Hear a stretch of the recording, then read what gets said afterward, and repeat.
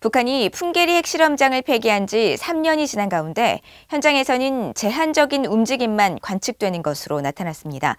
그러나 미국의 전문가들은 풍계리 핵실험장이 완전히 폐기된 증거는 나오지 않았다면서 복구 가능성이 여전히 열려 있는 상태라고 말했습니다. 함지하 기자가 보도합니다.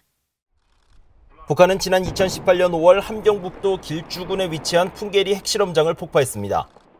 북한 당국이 2006년부터 2017년까지 모두 6차례에 걸쳐 핵실험을 진행한 이 시설의 폭파는 도널드 트럼프 전 대통령과 김정은 국무위원장의 싱가포르 정상회담을 보름남짓 앞두고 이뤄져 비핵화를 위한 의지 표현으로 여겨졌습니다.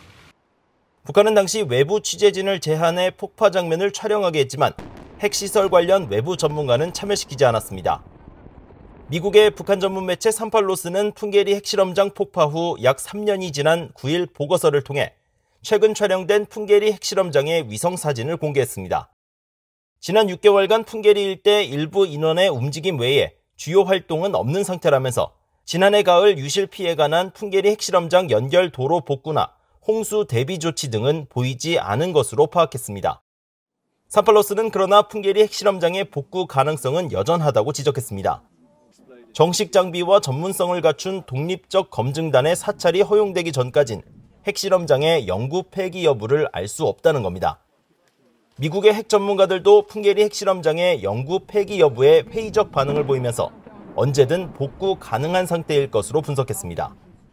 My understanding is that the North Koreans could open up and have it operational within a few months. That there was no evidence that they really did bring down all the tunnels, that largely the explosions were contained to the outer entrance areas, and so they could dig back in and reestablish connection with the tunnels.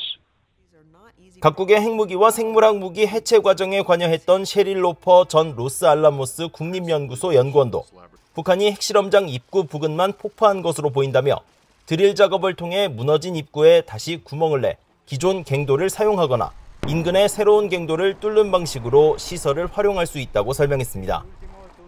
그러면서 풍계리 핵실험장 활용의 필요성은 북한의 의도에 달려있다며 추가 핵실험 가능성을 배제하진 않았습니다.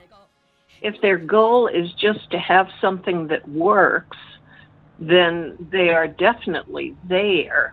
But how much refinement do they want to put on that? And there's just so much that we don't know about their nuclear devices.